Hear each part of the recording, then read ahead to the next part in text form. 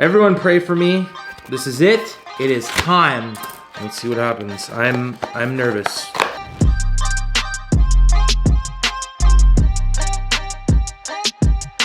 This is the 58 Mantle. I'm bringing it with me to Seattle. I'm gonna open it because I wanna see what the heck this packaging is. I've never had eBay verify my purchase. If you guys haven't checked out the Whatnot app, wanna remind you guys, download it now. It's one of my favorite places to bid on single sports cards, to get hobby boxes, mystery packs, and more. I also go live on there twice a week, dollar auctions, everything at $1. Sometimes I do sudden death, sometimes I let the counter go up. There's PSA slabs, Pokemon, everything. So definitely check out the Whatnot app. I have two of the biggest mail days that I've had all month long, and this is from eBay and their little $300 protection program. I'm gonna show you what this is like. I've never bought something where I had to go through eBay protection program. So we're gonna show that. And then I picked up a huge card for my Sacramento Kings collection. This is a gold autograph rookie. So let's get into this, here we go. I found this deal on eBay, and then the gentleman was on Facebook, so we did the deal on Facebook. Personally, it was like, I was trying to wiggle him for the price. He kind of thought he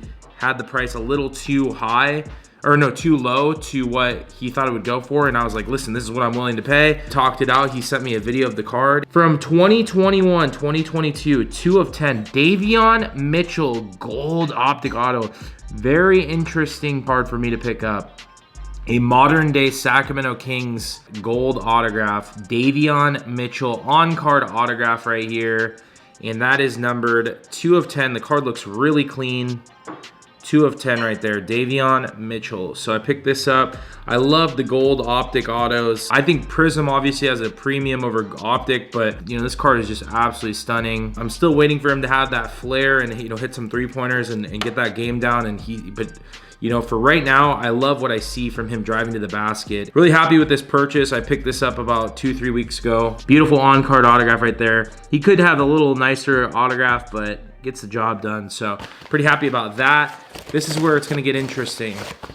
This is from eBay's Guaranteed Program, which I see these sometimes, and I always wonder, like, what the process is like. So here you go, everybody.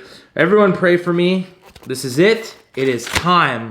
All right, here we go. We got the brochure right here. I feel like I'm about to go and fly on Air France. And/or I got season tickets to a AAA baseball team. eBay protection program, we're gonna open it up. Here we go, paying the restaurant bill. I'm opening it up, and the heck is this? It looks like cards. Okay, let's just show you guys. We have the brochure, we have a live reveal. Congratulations on your recent purchase. Ooh, Mickey Mantle, oh boy, 58 Mantle. eBay's got this thing locked and loaded. Look at this, SGC 3.5. So my thoughts on this, it's a little over the top, but the card is protected. Your collection is now upgraded, Authenticity Guaranteed. I mean, I guess for a Mantle, you can't really complain. I mean, it's over 300. Anything over 300 gets this little protection. I think a lot of people are not used to it because the seller has to ship the card to eBay, then eBay ships it to me. It's interesting. It says, we're thrilled to deliver the latest addition to your collection. Items have been inspected by a team of industry experts at CGC, CSG, or PSA. Ooh, they don't include Beckett in there. So you can display it with total confidence. To view your card's authenticity guaranteed, simply scan the QR code on the back of the sleeve. I wonder what they verified with this. This is interesting. I've seen people at card shows literally post the cards up on this little stand majigger thing. Here it is. So void if damaged. This is a Mickey Mantle, off-centered. The coloring's good. It's an SGC 3.5. I owned this card before. I gotta be honest with you guys, I wish I kept the 3. I regretted selling a card, and it was the 58 Mantle. I wish I didn't sell my 58 Mantle. I know I sold it to a guy who definitely appreciated it. The card definitely went up, but I'm happy with this one. Show you guys right here. I don't really buy SGC as much as I'd like to because I like PSA, but SGC 3.5, like I said, it's off-center from left to right. Top to bottom looks okay. The coloring looks great on this. And as you can see, 58 Mantle right there. It's a stunning card, you know, on the back. You know, Mickey was voted the most valuable player in 1956-57. In the 1952 series, he hit 345. It's pretty cool. This card, 58 Mantle. This card, and I can say this, is older than my parents, which is impressive. Very impressive right there. SGC 3.5 Mickey Mantle. This is eBay's QR code. Let's find out what they're saying about my cards. So I go here, I scan the code, and here we go, the Declaration of Independence. I feel like this is like national treasure. What does this say? Checked by Authenticity Guaranteed. Oh, it's got the look at this, they're putting up stats. Can I meet the person that authenticated this so I can thank them? Like, do I get to ask them questions? Like, why did they think this was authentic? Got an issue? Get in touch. Wow, so my understanding, and this is just observation, eBay is trying to take control of like higher end deals and pretty much be the middleman so legit things can go down. They're kind of like making sure it's safe. And honestly, like for someone like me, like I'm not into the whole bougie stuff, but I think it's cool. I think it's protected, which I think some people would ship this card. I swear to you, I've had it happen. They would put this mantle like this. They would ship the card like this, and then USPS can have a field day with it. You know, so I get it. If eBay is shipping a card like this, like that, and I don't have to pay any extra money for it, it's great. I think if you're trying to get a card and take it to a Dallas card show and you have to have a delay, it could be an issue. But, you know, am I complaining? Like, I wasn't losing sleep over missing out on this mantle. I had to wait maybe 3-4 days. It wasn't a big deal.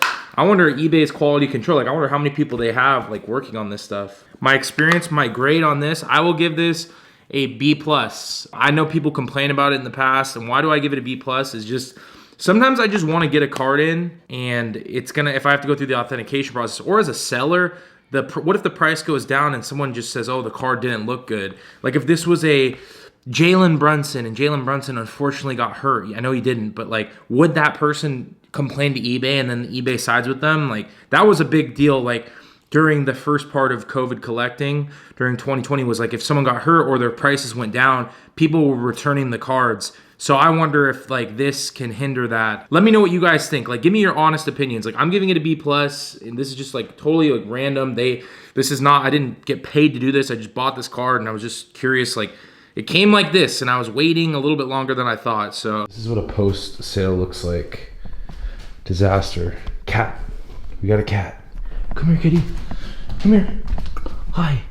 Oh, not happy. Kind of just showing you a day in the life. So this is what it looks like. So the packaging process is not one of my favorites. What I'll do is, for example, JFZOELR. So look, this guy here, Jay Zoller. So he bought a 96 clear metal Kobe. It's a great card. Dirk rookie. He bought a Zion Williamson holo rookie. He bought the second year Mahomes silver. So we'll get all his stuff together, his raw cards. Right here we go, and we'll team bag those. So these are his slabs. I want the slabs to be a little protected because he bought multiples.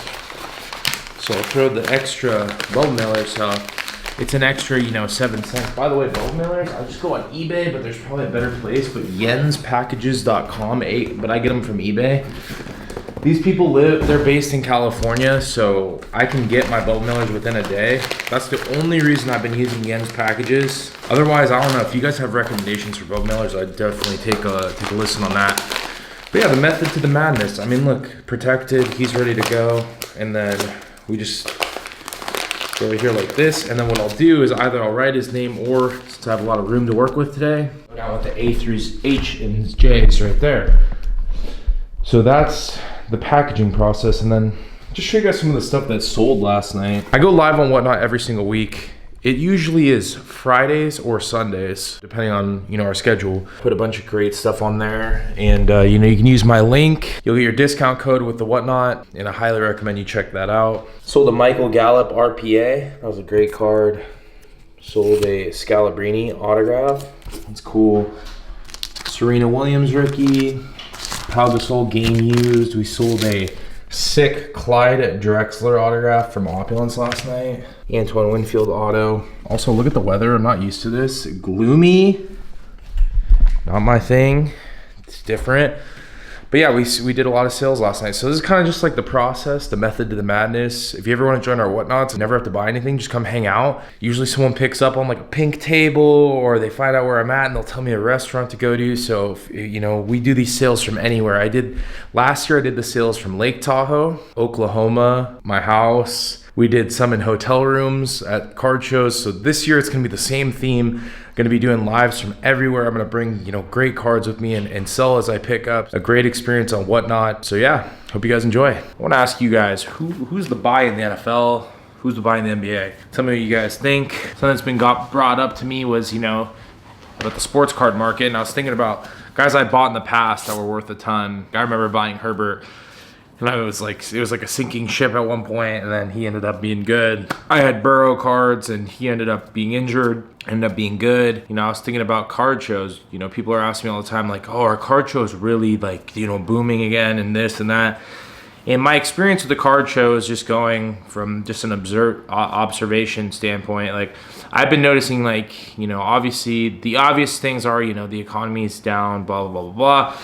But let's get into the main points, kind of like deeper thing. I think a lot of people are back in school. People are we're not working remote jobs anymore. So with COVID, that part of COVID ending, a lot of people when we were at shows were working a real estate job and coming to the card show. They were going to college at Indiana State and they were going to the card show. People are getting stimmy checks and those were all that money was coming in. Now you go to card shows and I text the same people. I'm like, nah, you know what, man, I have class.